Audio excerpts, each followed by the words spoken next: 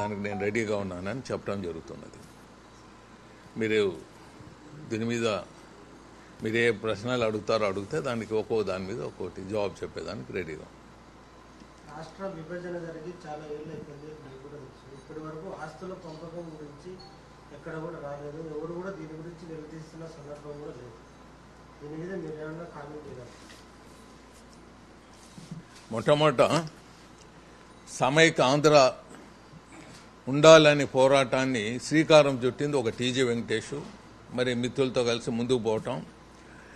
5 సంవత్సరాలు ఆ ఉద్యమం నడిపిన తర్వాత 5 సంవత్సరాలకు చాలామంది నాయకులు, ఎంపీలు, ఎమ్మెల్యేలు కూడా దాంట్లో భాగస్వాములు కావటం జరిగింది. దీని ముఖ్య ఉద్దేశం సమైక్య ఆంధ్ర అనేది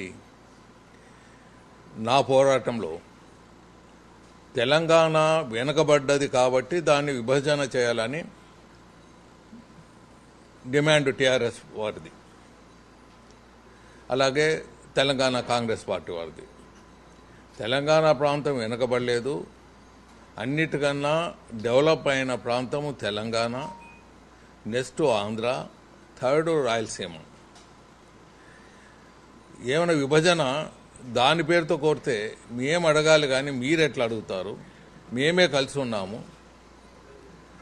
కొన్ని లక్షల కోట్ల అభివృద్ధి చెందింది, మీరు విడిపోతే లక్షల కోట్ల రూపాయలు మాకు కాంపెన్సేట్ చేసి మీరు విడిపోండి అనేది ఒక క్వశ్చన్గా ముందుకు పోవటం జరిగింది.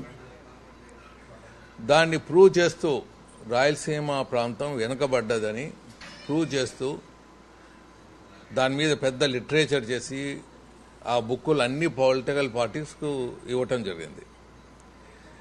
తెలంగాణకు వెనుకబడిన ప్రాంతంగా ఎన్నో కోరికలను వాళ్ళు తీర్చే విషయంలో, ఆంధ్రులకు రాయలసీమ ప్రాంతానికి నష్టం వేసే విషయంలో ముందుకు కొనసాగుతున్నది అప్పుడుండే కొంతమంది కేంద్ర మంత్రులు.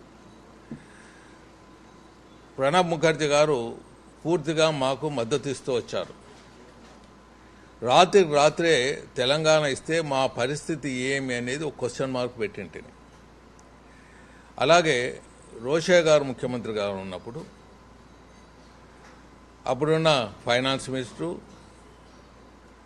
ముందుకు తీసుకువెళ్ళాడు తెలంగాణ విభజన. తెలంగాణ విభజన తీసుకొని ముందుకు వెళ్తే రోషే గారు దానికి ఒప్పుకోకుండా వాపసు రావటం, ఆయన హైదరాబాద్కు వచ్చిన తర్వాత చిదంబరం గారు తెలంగాణ విభజన అనౌన్స్ చేయటం జరిగింది. నేను రోషే గారితో కలిశాను. సార్, ఇట్లా విభజన మీరేమైనా మద్దతు ఇచ్చారా? నేను మద్దతు ఇవ్వలేదు, నేను రాజీనామా కూడా రెడీ అవుతాను అని చెప్పి రావటం జరిగింది అన్నారు. మరి అలాంటి విషయంలో నాకు మీరు పర్మిషన్ ఇస్తే నేను ఎమ్మెల్యేలని, మినిస్టర్ని నేను తీసుకొని వెళ్తాను, ఢిల్లీలో రిప్రజెంట్ చేస్తానన్నా. అలాగే తీసుకొని వెళ్ళటం, ఢిల్లీలో తీసుకువెళ్ళటం, తెలంగాణ ఇచ్చే ప్రక్రియను సమైక్య ఆంధ్రగా మార్చటం కొన్ని సంవత్సరాలు, సుమారు 3.5 సంవత్సరాలు నేను లాగటం జరిగింది. అయినాక నా చేత కాలేదు. 3.5-4 సంవత్సరాలు లాగగలిగాను, కానీ తర్వాత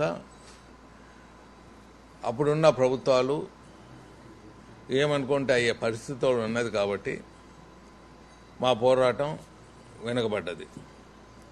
పోరాటంలో చాలా కష్టపడ్డాం. ఒక విషయం చెప్తాను, ఆ విగ్రహాలు పగులుకొడుతున్నారు ట్యాంక్ బండ్ మీద. నేను మా ఒక మిత్రుడు శ్రీనివాసులు వెళ్ళాము అక్కడికి. వేలాది మంది మాతో ఉండే సెక్యూరిటీ, గన్మ్యాన్లు, పోలీసు అందరూ వెళ్ళిపోయారు అక్కడ నుంచి. ఎవరు లేరు. మమ్మల్ని ఏమైనా చేస్తే ఏమి ఉండవు, మా ఎముకలూర మిగలవు, అన్ని వేల మంది ఉన్నారు. కృష్ణదేవరాయల విగ్రహం దగ్గరికి వచ్చినప్పటికీ మేము పాల్గొట్టేకి లేదు. దాన్ని ఏమైనా చేస్తే ముందు మా మీద దాడి చేయండి, అయినాక చేయండి అంటే అక్కడ ఉండే తెలంగాణ ప్రజలు ఆ సబ్జెక్ట్ వరకు నాతో ఫైట్ చేసేవాళ్ళు, కానీ అమితమైన గౌరవం నాకు ఇస్తూ వచ్చారు. దాని ప్రకారమే వాళ్ళు అప్పుడు వెళ్ళిపోవటం జరిగింది. విగ్రహాలు పాల్గొట్టేది, ఎన్ని పాల్గొట్టి వెళ్ళటం జరిగింది. మరి తర్వాత ఇప్పుడు మీరు అడిగిన సబ్జెక్టు, తెలంగాణ విభజనకు ముందుకు వెళ్తూనే ఉన్నారు. సెంట్రల్ మినిస్టర్ కొంతమంది దాని మీద సబ్జెక్టులు రాయటం. సో మాకు పెద్ద ప్రాబ్లం అయింది. దాంట్లో మేము పోరాటం చేస్తూ ఇరిగేషన్ మీద కానీ